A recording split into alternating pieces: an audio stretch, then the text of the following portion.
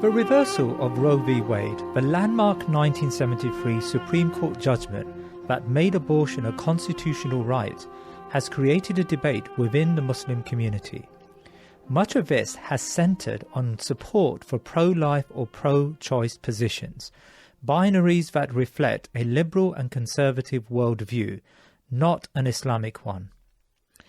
Too many Muslims either regurgitate liberal talking points or conservative dogma without first reflecting upon Islam.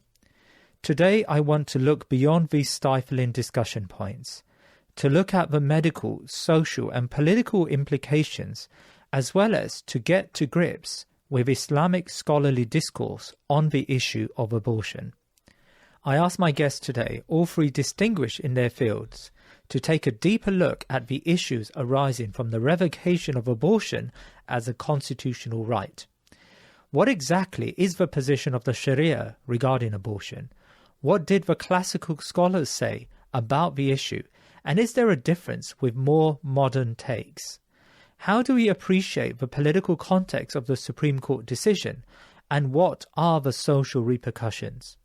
All my guests have a rich background and expertise, and as you know, this podcast wants to move our thinking away from the ill-informed vox pop style contributions everyone seems to want to make without the depth of study required.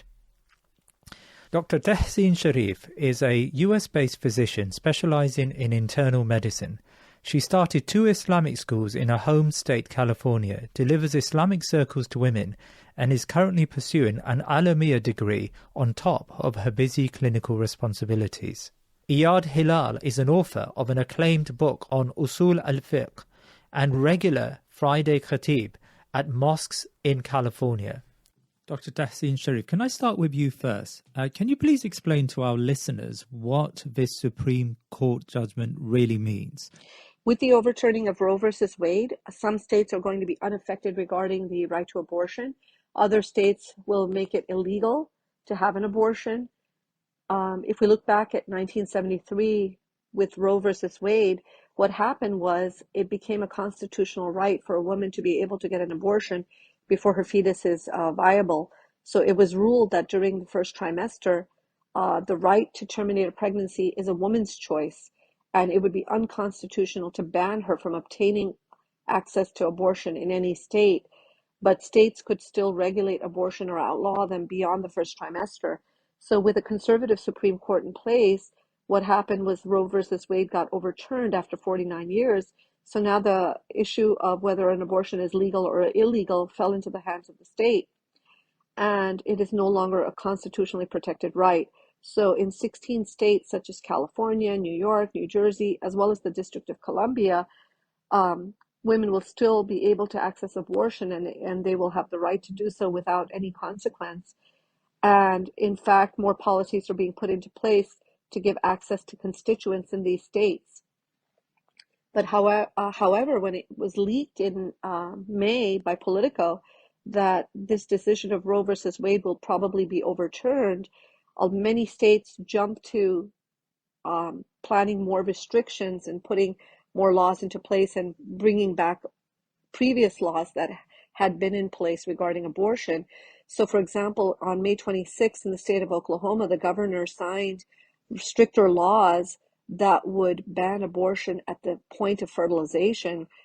That's at the stage of the nutfa.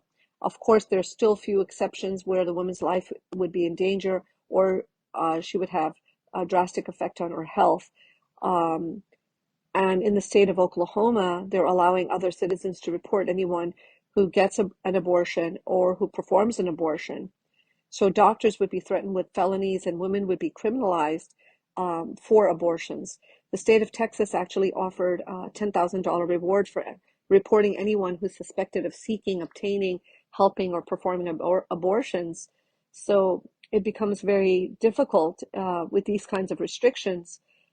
And one of the concerns is that beyond just illegalizing abortion, that laws may then be sought to ban birth control that prevents implantation, the stage of the alaqa where the fertilized egg will then implant into the uterus. So it would get very difficult for people who want to see unrestricted birth control and be able to have access to abortions. Of course, anyone who's living in a state where abortion is illegal can always go to a state where it is legal. Of course, but that would mean that it's going to take a lot more resources. It would be more expensive. It would be inconvenient. Online medications, which allow for medical abortions, would still be available. But the problem is if states now start making it illegal to travel to another state to get an abortion or to order medications online to get a medical abortion, that would also make it very difficult. Yet we do know human beings always find a way around the law. So we have yet to see how this is all going to play out. It seems to me that within the Muslim community, there are two perspectives on abortion. Some see it as an enabler to a permissive society, and others a genuine health tool. From your experience as a doctor of some 29 years, where do you stand on this, and why are women in the United States having abortions generally? Both perspectives are actually correct. Yes, abortions do enable a permissive society, and yes, abortions are a genuine health tool. So if you look at the first perspective, you see that when abortion was legalized, what happened was there was an increase in sexual activity, accompanied by an increase in the rate of STDs. And CDC data does show that the incidence of sexually transmitted diseases had a positive correlation with the legalization of abortion.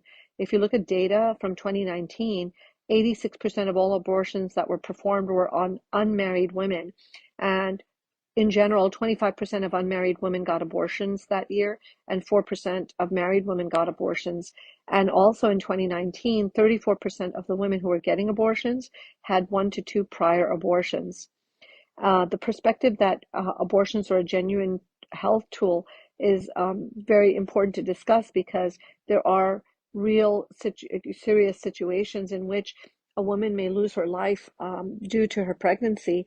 So, for example, if a woman has developed cancer right before pregnancy or during pregnancy, if she does not get the health care that she needs and the treatment that she needs, she may die from her cancer.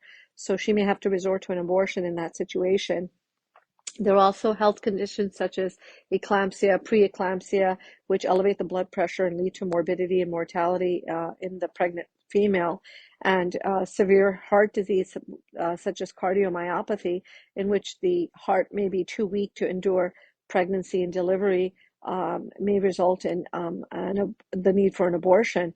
Ectopic pregnancies in which the fetus is growing outside the uterus is another example, as well as if the water breaks too early, a female can get a very serious infection in her uterus, which can then spread to her blood, known as sepsis, and she can actually die from that. Aside from a mother's health and mortality, we also have to remember that the baby itself may have conditions which may necessitate an abortion. For example, anencephaly, in which a baby may not have a well-developed brain, or you have an incomplete skull.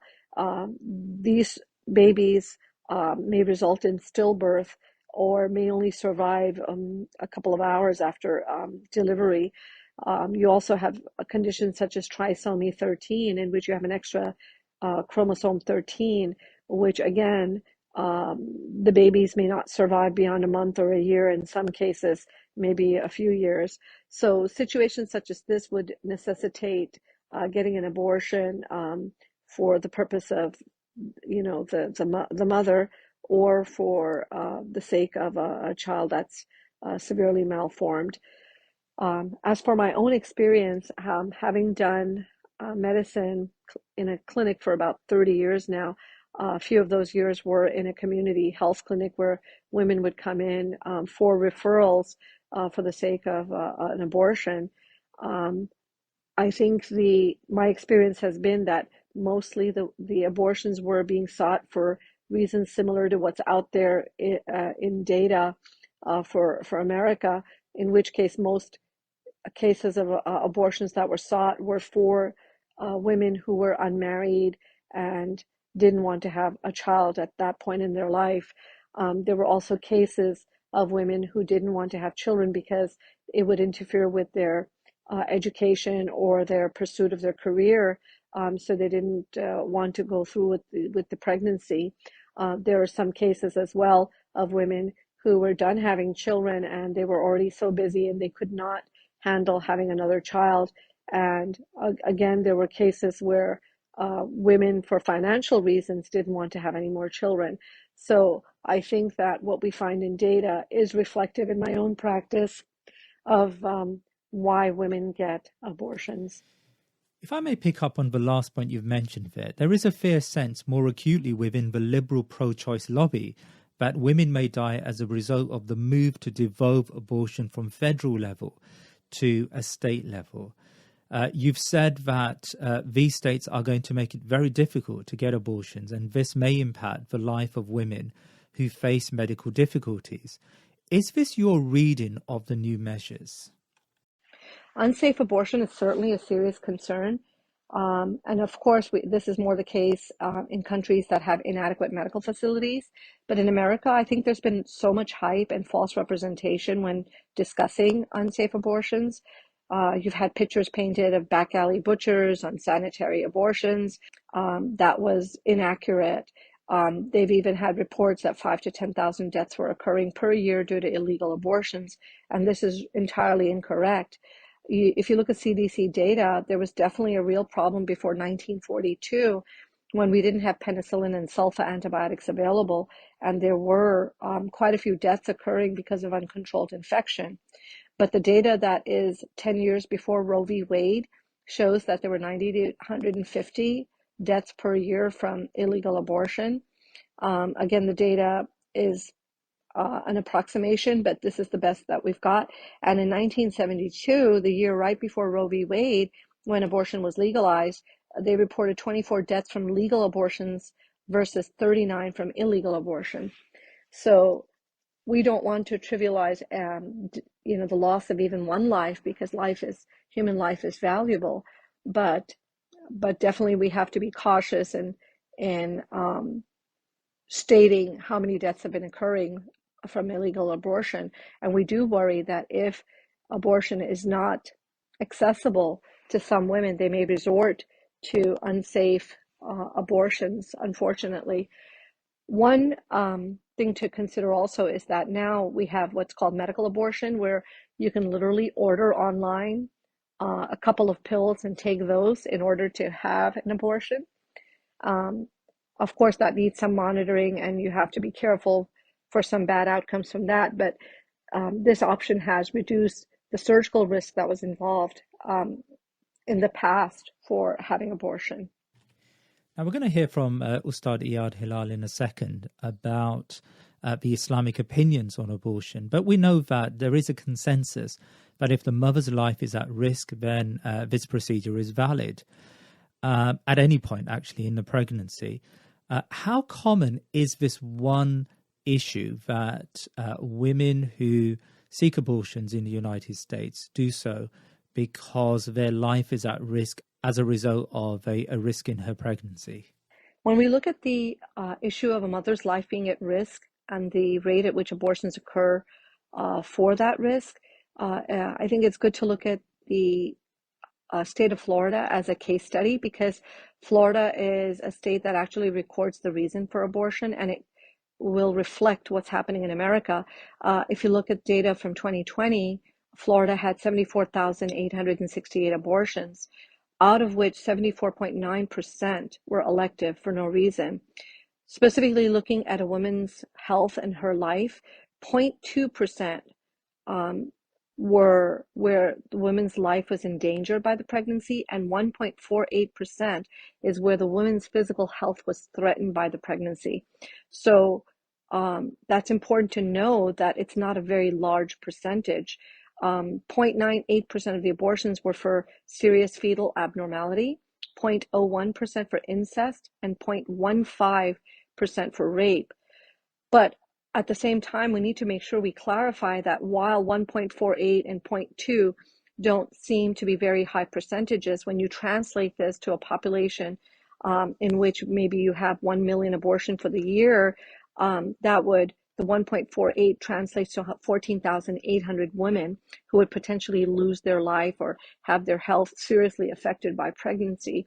So it is significant. So we cannot disregard situations in which a woman may need to have an abortion for her own safety and her own health. So alhamdulillah that Islam has in place this provision in which we are allowed to have an abortion when the woman's life is in danger.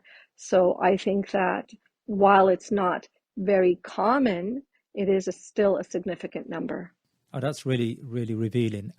Do you see yourself in favor of the reversal of Roe v. Wade? Honestly, I can't answer this question with a mere yes or no, and nor do I feel any one of us should answer it that way, because there are a lot of factors to consider, and it's not a black and white issue. On the one hand, the reversal can be considered a win, and on the other hand, it can be seen as a loss in some ways. It's a win because it will help deter the large number of abortions that are performed for pregnancies that are the result of illicit sexual relationships. It will quite probably reduce the incidence of sexually transmitted diseases. As we know, there is a positive correlation between legalizing abortion and the rate of STDs. And it is a loss in some ways because adding barriers to accessing abortions for medically necessary cases will be a problem. It's restricting the mubah for women. It also creates problems for the lower income group because they're more likely to be criminalized and more likely to resort to unsafe abortions. There are more chances in the lower socioeconomic groups for an increase in single parent households, which will further exacerbate their situation. And we can't answer this question and take a clear stand without looking at various aspects for the issue at hand. As discussed in this podcast and on other platforms, we have to consider fiqh implications. So based on fiqh, there are instances where abortion is permissible and instances where it's prohibitive. So supporting abortion when it's prohibited is not an option for Muslims. And on the other hand, restricting it and removing abortion when it is permissible is problematic as well. We have to look at the Islamic ideology, which demands us to consider the right of the fetus and the mother. Islamically, do we have this concept of my body, my choice? Can I do whatever I want to my body? Can I just take drugs? Can I opt for suicide? Can I get a sex change operation? Islam provides us a very clear reference. We also have social considerations that Muslims have to address. For example, what does marriage look like? What does family look like? What about free mixing? Little groundwork's been done in combating the hookup culture. And this law, if it's overturned, will primarily increase single-parent households. Last but not least, we have to address the political construct. How do we reconcile Islamic governance in the modern nation state? Who is punishing? What's the nature of the punishment? And can we give the state the authority to punish women?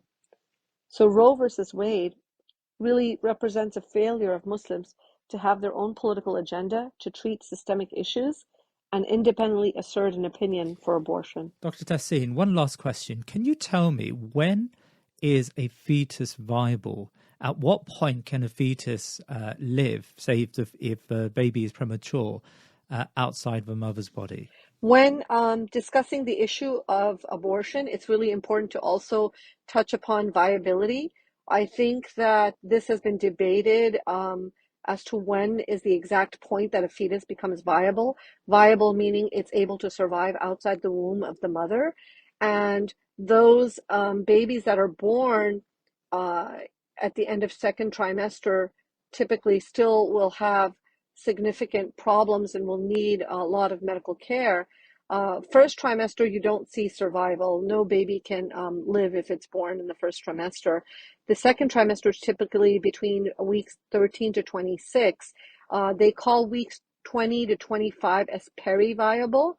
And typically, a baby that's born by 5 months, which is at 23 weeks, has a 5% chance of survival. And practically all of the surviving infants will have significant morbidity, both in terms of developmental problems, intellectual problems, So it's safe to say that although viability occurs by about week 23, it's still associated with significant problems.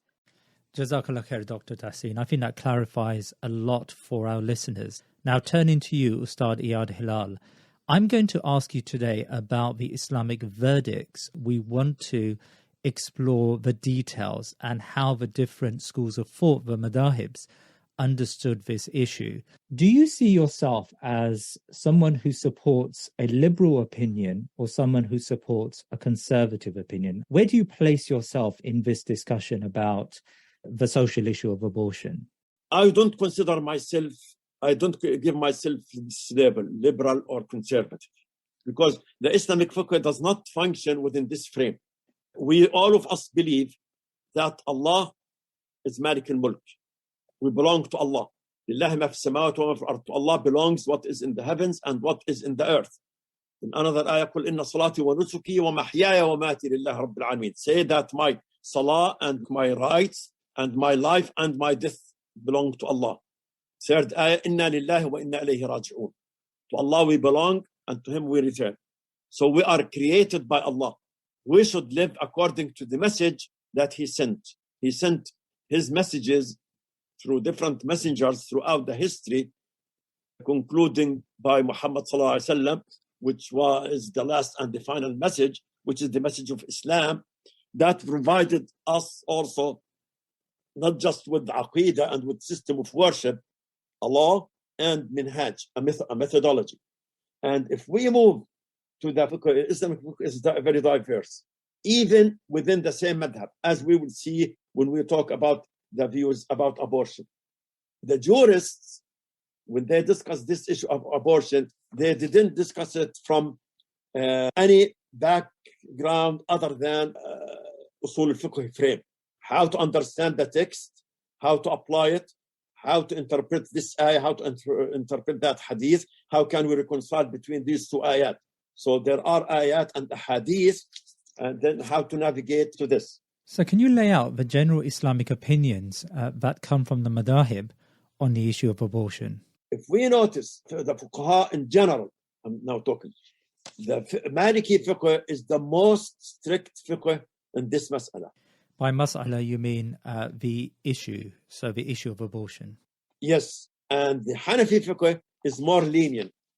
But neither the Maliki jurists nor the Hanafi jurists the starting point for their discussion was not, I want to be hard, I want to be harsh, or I want to be lenient. I want to be very conservative, or I want to be very liberal. Their starting point was how to understand the text. That's why you will find out among the Maliki camp, some jurists permitted abortion. And you will have from the other camp, the camp that permitted abortion, you will find out some jurists that prohibited abortion, totally and completely, like the Malikis. As an example, Imam Ghazali is from the Shafi'i fiqh, and the Shafi'i fiqh permitted the abortion, yet Ghazali said it's haram from day one. So none of them thought of it from liberal or conservative. Let me be more conservative, or let me be more liberal in this. All of them started their discussion from the fiqhi point of view. Sheikh al-Qardawi, from among the contemporary scholars, who is considered quote unquote very liberal, if you read what he wrote about abortion, he was very strict also. So this is not the point. I think that's a really interesting point. So scholars do not make hukm shari'i, do not derive hukm based on a social or political viewpoint. They derive hukm shari'i based on their usul, based on the way by which they access the text. So they're only interested in the text. But then you've just outlined two pretty broad opinions. You've got the Maliki opinion, which suggests that it's haram from conception.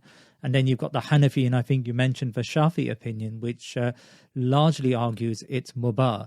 What accounts for such a range of difference when it comes to the issue of abortion? Actually, I was reading a paper written by Dr. Muhammad Naim Yassin. We studied with him comparative fiqh about abortion. He noticed the following points also. This is part of the frame. There is no clear evidence in this subject, neither in Quran nor in Sunnah.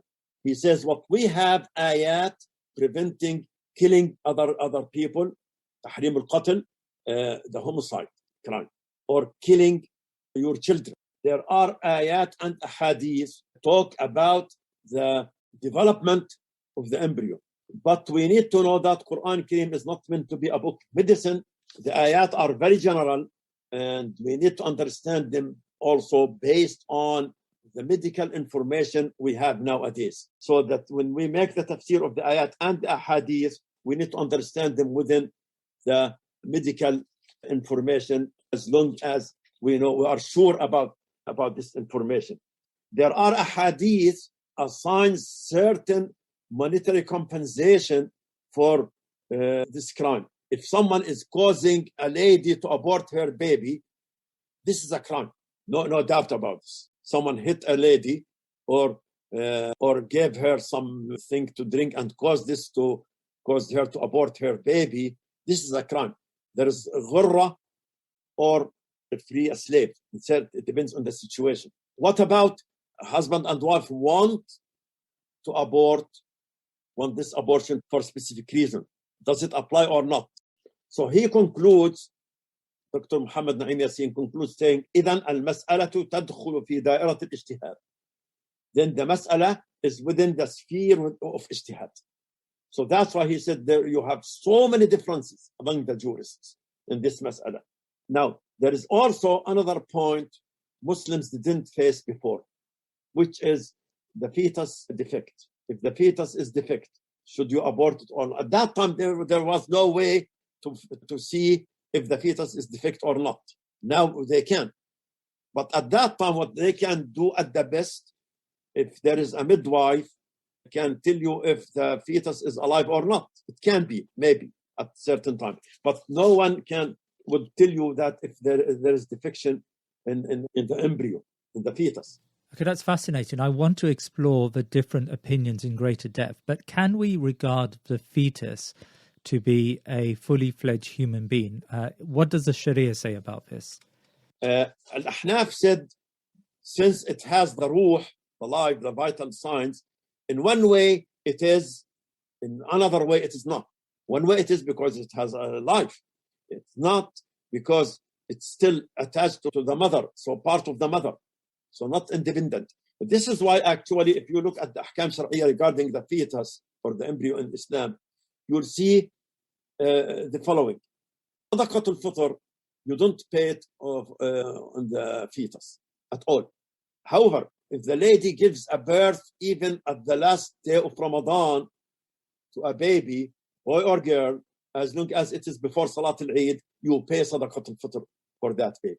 No birth, no Sadaqatul Fitr. Regarding the inheritance, if the father dies or whoever dies, and this fetus would be considered one of the inheritors, you don't divide the inheritance until the birth is done. So they don't give him the share of the inheritance in advance. Oh yeah, there is a human being, so let's give him the share. No, you don't give that. Not because you don't know whether the baby will be a boy or a girl, because at certain situations, the gender doesn't matter. Certain situations. In certain situations, it does. In certain situations, they inherit equally, as we know in the inheritance. So you put the distribution on hold until the birth. So it means that the fetus is not full-fledged human being. Jazakallah khair. Now let's move on to the specific opinion. So you've outlined the general. I want to now drill down into the specific. If you say that, and if it's argued that abortion is a matter that is subject to ijtihad because there is not a clear-cut series of texts on the issue, how did the different madhahibs come to their views? Let's start with the Hanafi school. Majority of the Hanafi school says it is permitted before the life. They define the life or the ruh after date 120 because of the hadith of Bukhari, which we can maybe later on talk about.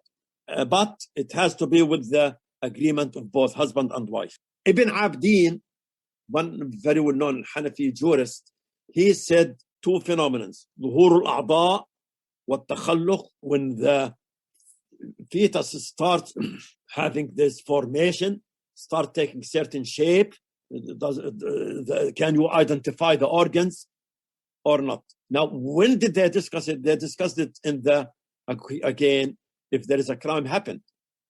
If there is a crime happened and a woman aborted, does it look like a human being or just a piece of flesh? So he said there is a debate that it is haram after this.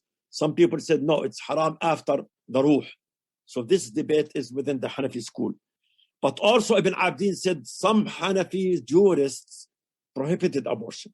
The Maliki school, they say that the abortion is not allowed from day one. And what is the day one? Once the semen is there and you see the uterus of the lady kept on it, you can't get it out.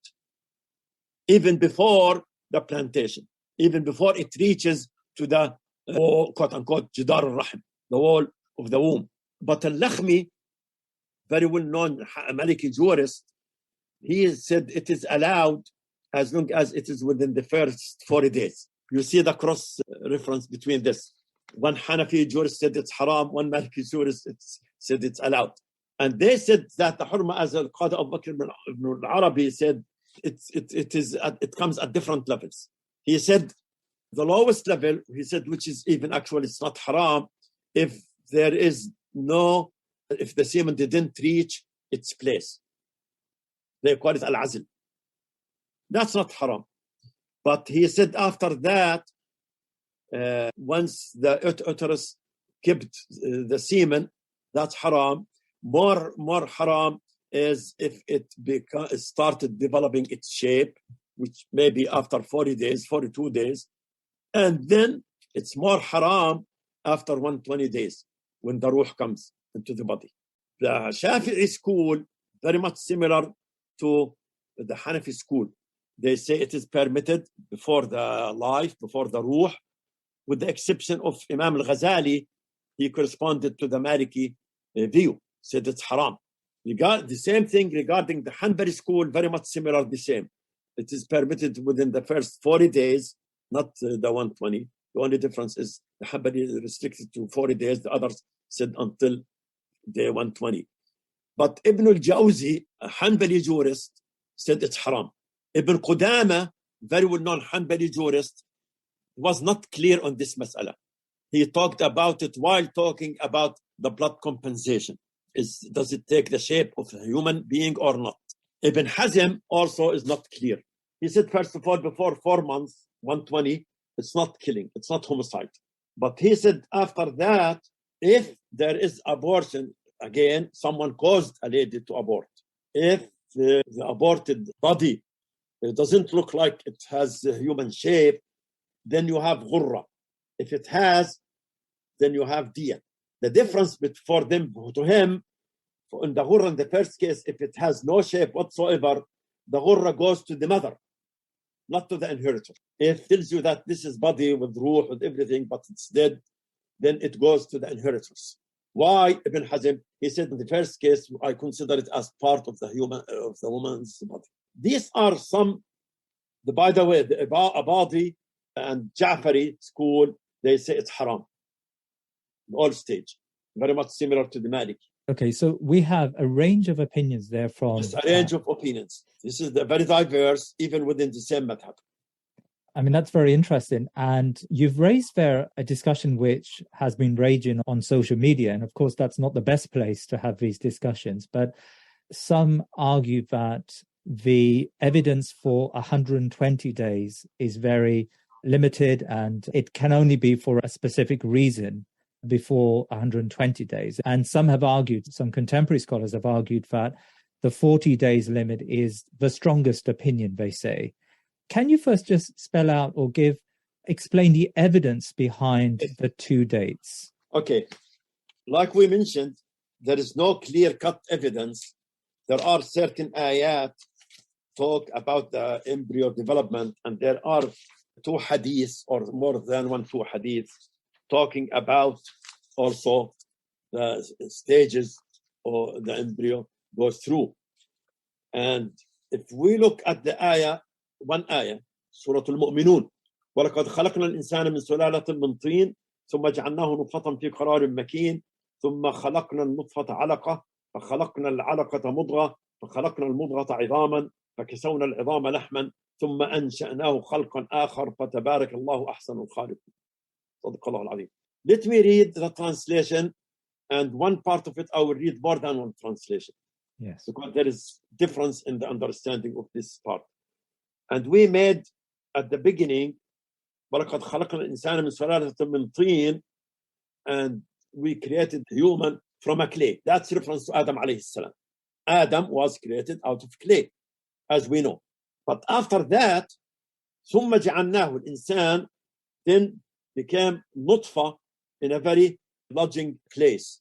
Nutfa is the mixture, as mentioned in Surah Al-Insan, نُطْفَةٍ أَمْشَاجٍ نَبْتَلِيهِ, a mixture between the semen and the egg.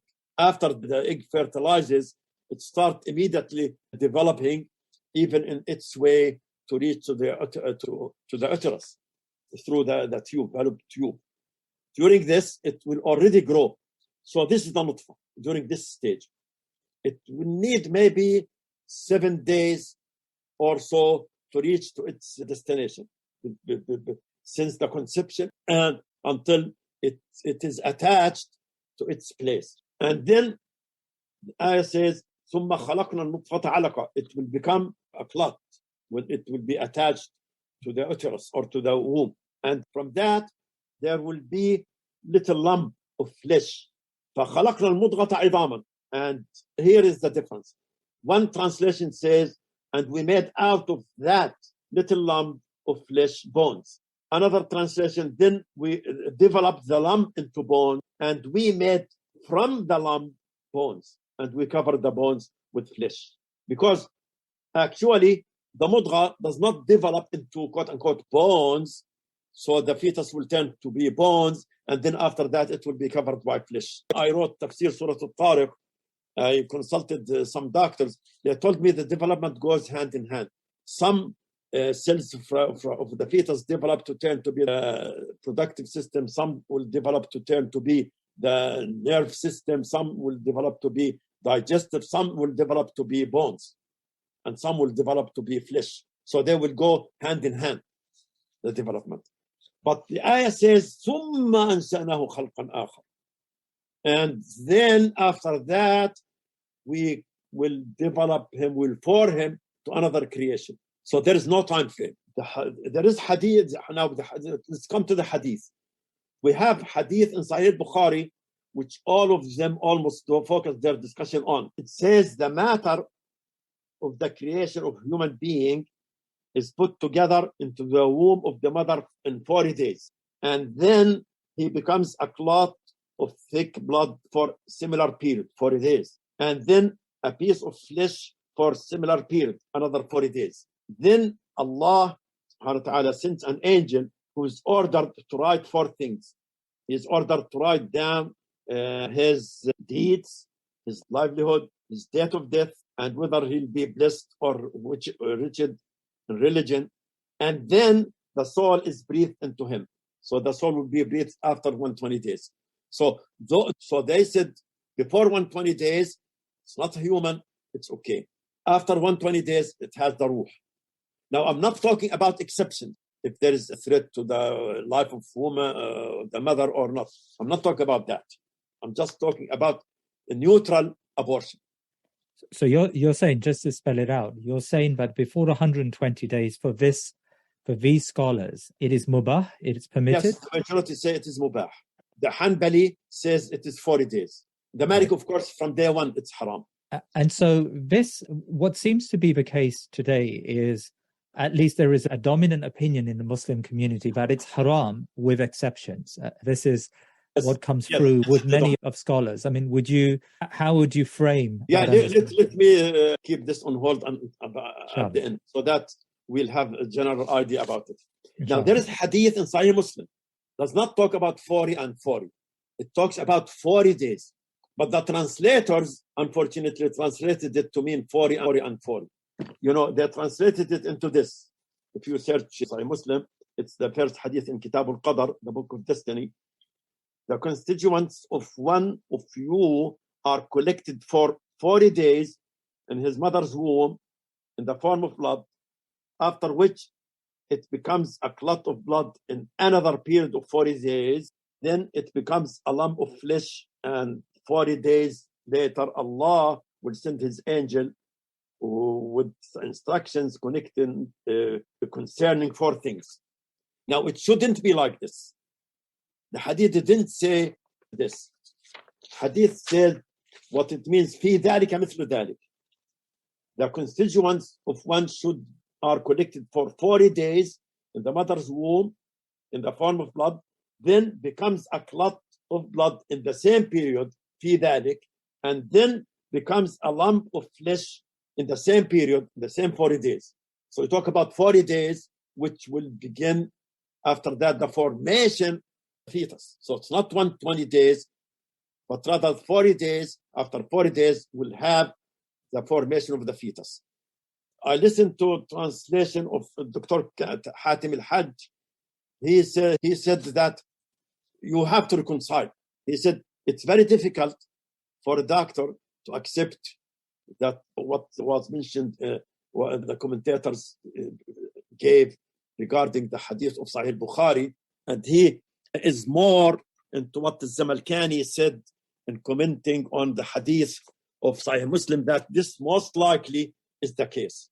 40 days, because there is another hadith actually in Sahih Muslim. After 40 days, 42 days, it says, the angel will come and breathe in the ruh. So I would give more value to the hadith reported by Sahih Muslim. It's not that I'm biased against the Bukhari. No, both of them are reports. You have to reconcile.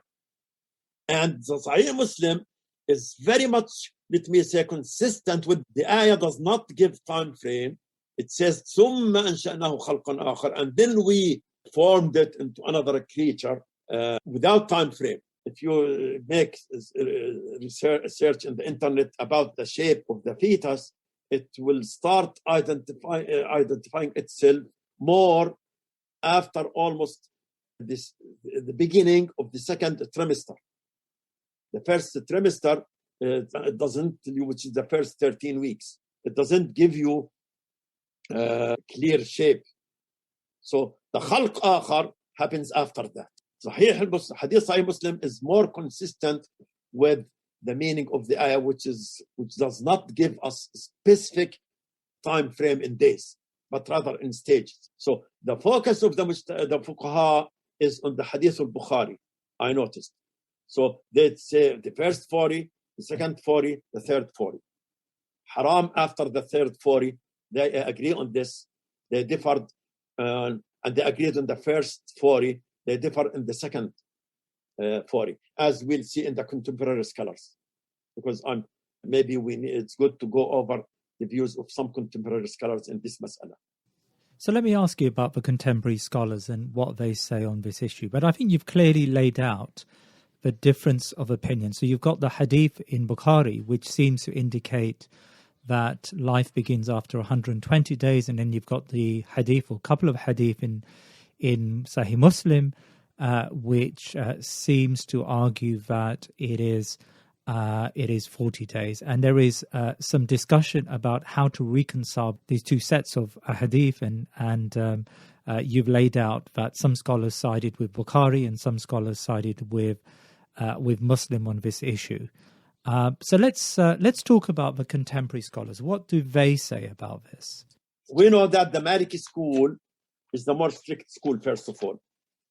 It tells you that once the semen is there, you cannot get it out. Abortion is haram after the conception, which is after maybe the first week. Why? His justification is it is a living being. It's attached there, it's settled there. Which is actually, I saw that this is the argument of some scholars. I was listening to a body scholar. He was saying, he brought up the debate. He said, but before 120 days, this is a potential to be a human being. So there is life. The fetus has the right to be saved. How can you just terminate the life of the fetus? That's one point. And the second point, he said that The Islamic text builds certain rules for the fetus. As an example, if a person causes another lady to abort her baby, Rasulullah ﷺ did not ask how old is the baby, how old is the pregnancy. Is it 40? Is it 60 days? Just immediately, she aborted this because of an attack. Now this is offense. So he assigned certain punishment, a certain blood compensation. So this is their argument. This is a living human life, so it must be protected. Sheikh Mustafa Zarqa, rahimahullah, he said the first 40 days it is allowed, but it's makruh. And it is makruh tahriman in the second 40 days for the 120. It is haram after 120. Makruh tahriman in the Hanafi jurist, it means haram. Mention this. Don't understand me that it is makruh tahriman, that it's okay. And then he says that al-ijhad غير جائز بعد نفخ الروح. It's not permitted after breathing the soul. And he said we need to differentiate between breathing the ruh and between the life. He said nafkh al-ruh means that is getting into another stage, but the life can be there before the ruh. He said, of course, abortion is permissible if there is a threat to the woman's life. It's not permitted for any defect for the embryo. Now, if we move to Dr. Muhammad Saeed Ramadan al-Bouti, he said al-ijhad, he's had a very unique view. I liked it in one way. He said al-ijhad جائز في أول 40 يوما. The first 40 days it's permitted because the تخلق, the formation didn't start yet.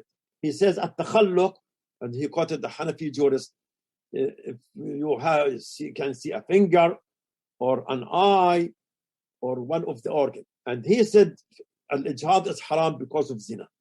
He is considering if allowing her to abort, you are rewarding her if she committed zina. Different than the rape. There is difference between rape and zina. So he says al-ijhad haram even if it is because of zina, not because of rape, even in the first 40 days. And this is actually now so many people who promote in the US, they don't want to have any restriction on their sexual life. As I mentioned once, the sexual relationship went beyond the girlfriend and boyfriend relationship. In the girlfriend and boyfriend relationship, there is commitment. They can live as boyfriend and girlfriend for years. But now you have junior high students with no commitment. They just want to try it for the fun of it. And then after the pregnancy, we are not ready to have baby. So we want the abortion. So the abortion is very much in one aspect, not in all of it, in one aspect linked to the sexual lifestyle. So Dr. Ramadan al-Bouti says, if it is out of zina, it's haram. Sheikh Yusuf al-Qardawi says the default ruling is the prohibition.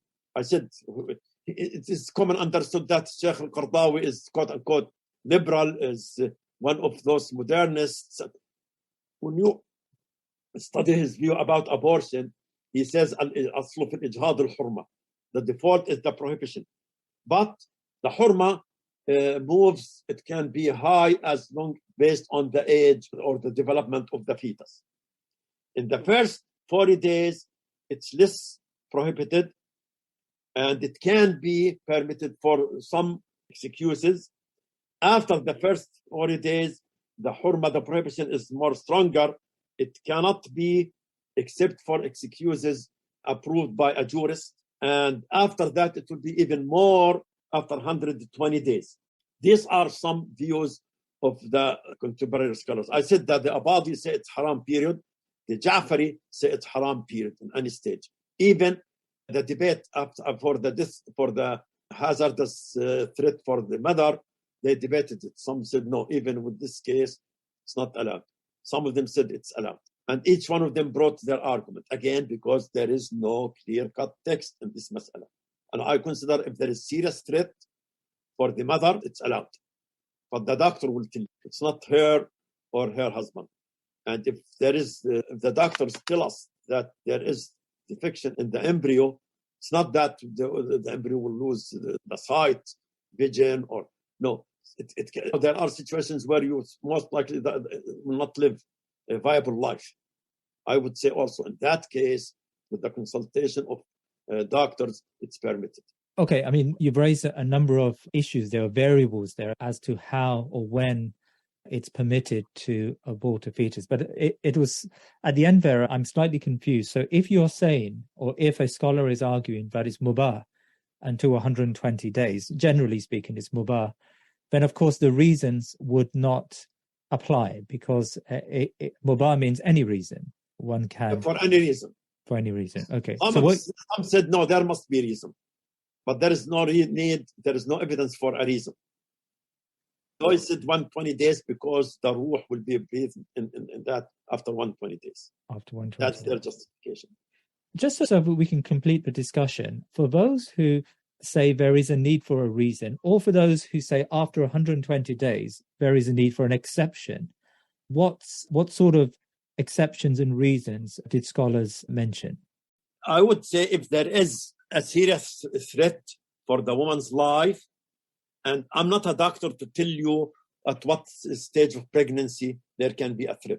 A doctor needs to decide. And there can be no two pregnancies alike. No two women are identical. The doctor will tell you, wait a minute, this case is a threat to the mother. That's one point. The second point, if there is, they call it, if the pregnancy happens outside the womb, it will be a threat. That's from day one, or I don't know which they will figure out. Once they see that it is outside the womb, it's allowed.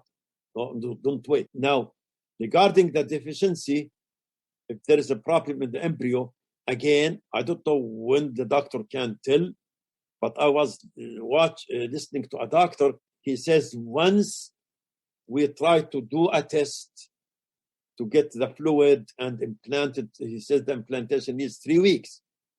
He said after that, the 40 days are passed. Sheikh Mustafa Zarqa's view was, because he was in the video, saying that even though if there is a problem in the fetus, it's not allowed to have abortion. Very strict also. Although he is known of quote-unquote liberal. He's allowing everything. No, it's not. That's not his mindset, actually. I studied fiqh with him too, Sheikh Mustafa Zarqa rahimahullah. He's very strict in that he's okay if there is a real hazardous threat to the mother.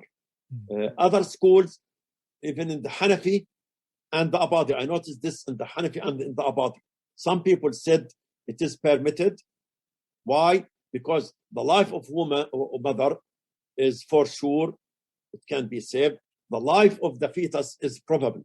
So now you are balancing between probable life versus life we are sure that will be saved. Okay, let's save the mother because we are sure about this, and sacrifice the probable life, which is the life of the fetus. Other jurists said no, both of them are probable, so we don't sacrifice any one of them. What's the solution? Wait until both of them die? This is not can't be within the objectives of the Sharia. I would say if there is a threat to the life of the mother, she is allowed to have the abortion. That's even after 120 days, at any stage of pregnancy. If there can be a cesarean section so that the fetus will be taken out and live with. I was talking to a doctor. She was telling me that nowadays, 5 months, the fetus can live viable life. Medicine now is improving. So if you can do it, then there is no need, of course, for the abortion. You are saving the life. And 5 months, very advanced age. I would say, because the ayah of Surah Al-Mu'minun says, ثُمَّ أَنشَأْنَاهُ خَلْقًا آخَرَ, and then we developed the fetus into another creation. Al-Quran Karim didn't come to teach us medicine. So there must be another value for this information. What is the impact of this expression? Why is it going to be another creation after all of this?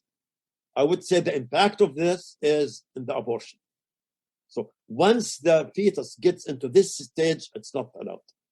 Before that, it's allowed. For reason or for no reason. Allahu Alam. And just to clarify, when this stage arrives differs from scholars to scholar, 40 days or 120 days. It's a fascinating picture you paint of the fiqh, actually, because I'm surprised at how diverse the opinions are, but also how much scholars historically and contemporary, but how much scholars have engaged with this discussion and their views. I'm just intrigued.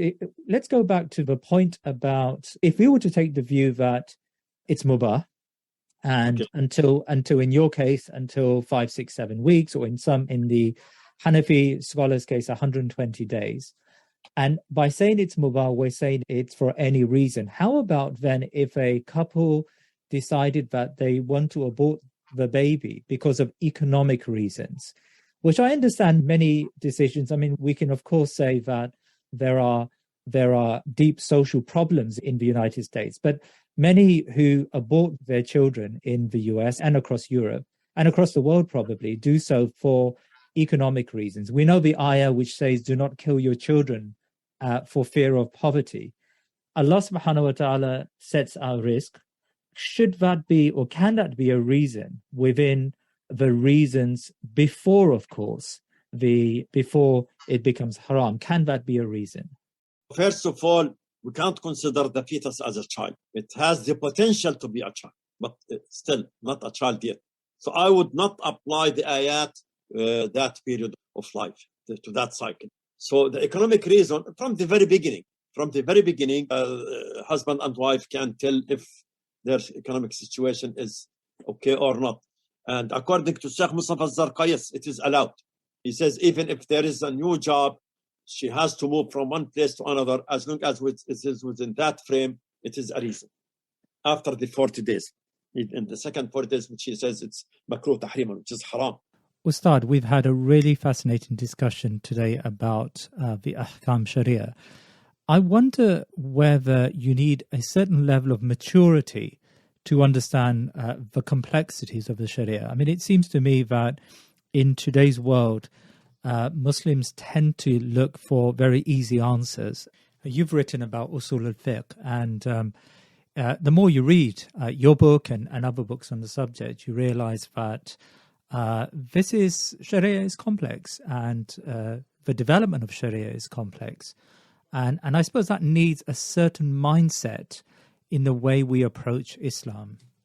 Part of the dynamism of usul al-fiqh gives us the tool to have this discussion and have this navigation of the text, going back and forth, asking, answering, asking back, answering back. All of this happens, alhamdulillah, within while you're utilizing usul al-fiqh and the method of interpreting the text, alhamdulillah rabbil alameen.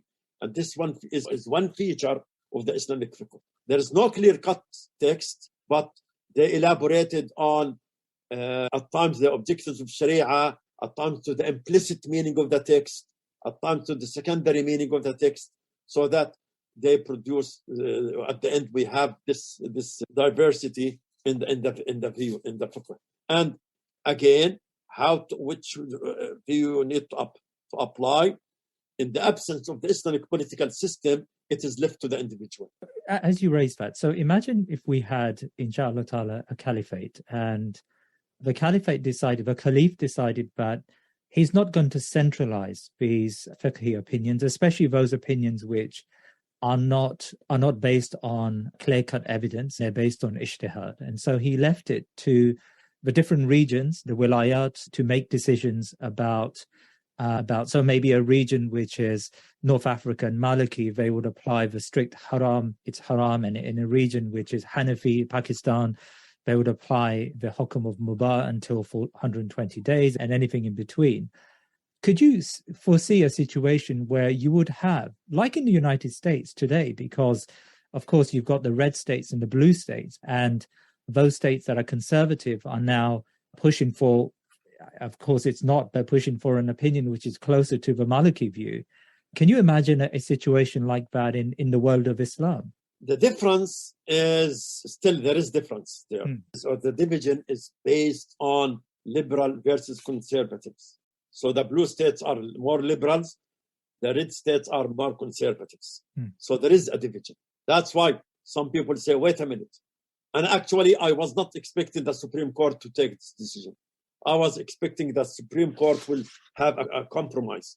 And I expect also that the case will land to the Supreme Court later on, because the trigger law is now challenged in many states. So they didn't solve the problem. Now, in Islam, I cannot predict what the situation will be, what is the best solution to adopt. But in this case, there can be sort of discussion among them, because you don't want to create a division. Where if a woman lives in Maliki dominant school area, she will move to another Hanafi school area just to commit to abortion and then go back. Here now, in this case, by the way, in Texas, they are trying to criminalize even the moving. lady if she leaves Texas and has abortion and goes back to Texas. Yes. Yeah. And this is why actually Kavanaugh, conservative, but he said that the right to travel cannot be banned in his in the way he wrote his view in the verdict. You cannot ban and criminalize the travel, answering in advance what Texas is saying. So you don't want this polarization if you have khilafah. How? I cannot tell you what needs to be done, because again, al-fiqh is practical. What the situation will be then, go with it. But I suppose then what you're arguing is that there should be a decision made by the caliph. I don't know. Maybe he will see that it is not the right decision to make. Just leave it to the regional judges. Maybe. I'm not sure. So I cannot assume a scenario. Ustadh Iyad, Hilal and Dr. Tahseen before you. Jazakallah khair. That was a really fascinating discussion. Alhamdulillah. I hope that it will add some value.